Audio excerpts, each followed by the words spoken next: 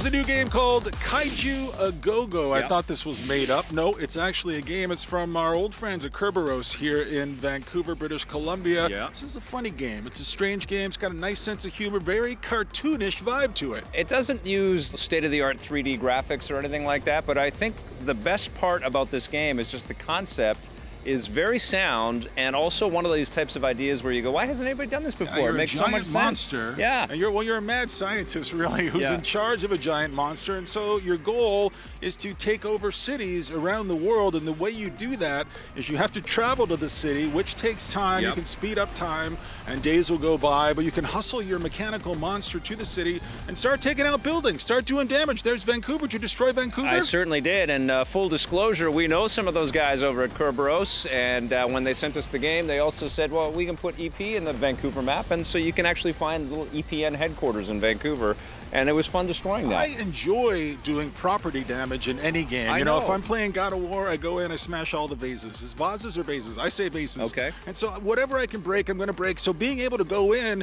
and level, completely level cities is fun. And you got tanks you can fight with. Yep. You've got there's, I guess the little gatherings of policemen aren't that strong. And but little infantry dudes and helicopters and fighter jets, they'll all start coming at you. It'll go into full DEFCON mode and things start to get really hairy. And it's embarrassing when these little pissants take down your giant beast, and then you're basically getting the forehead slap from the mad scientist. It's like, oh, I'm so embarrassed, I should have made toasters or something. And you will die at certain points. Because it's very challenging. It does get hard, and all of the cities are ranked by difficulty.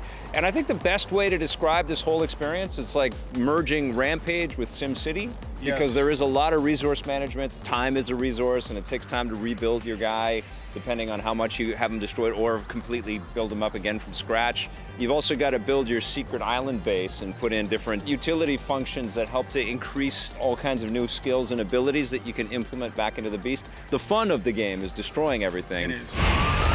But you have to earn your way to the real bounty of this game. It's like a real-time strategy game a little bit, but there are also elements of turn-based strategy here as well. Yep. And the thing I kept thinking as I'm playing this, it's a PC only right now, but I'm sure there have to be plans. This would be great on a tablet. This would be great on a tablet, and Yeah. that's absolutely what I thought as I'm playing this. The type on the screen is a little small. Yep. I play it in my living room. I got my PC hooked up in my living room. I know this is the life of luxury that I lead. Who are you? Hugh I Hefner? know. I am kind of like Hugh Hefner. I'm having a snifter of brandy, and I'm playing. Actually, you're more like Bob Guccione. all right, that's enough from you.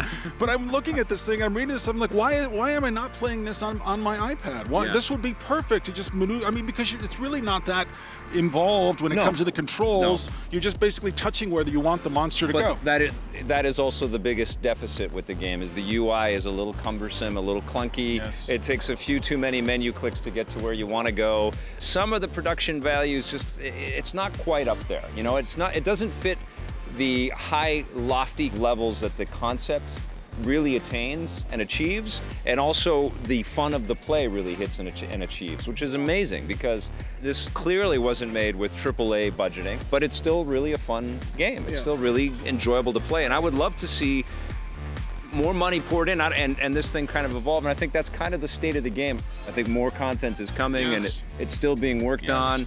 And there's one monster that's available now, and more monsters will be released subsequently down the road. Yep. But you're right, and I keep thinking there's got to be more they could do to make this more palatable, because I want a bigger audience for this game. Yeah. And you're right, it comes down to the money. I think they made the most that they could make. They did everything they could. There's so much heart and soul and personality in this experience. it's worth the time. It's worth spending the money and playing the game. I love this. I think these guys did a great job. What are you going to give it out of 10? 8. Gets an 8 for me as well. All right.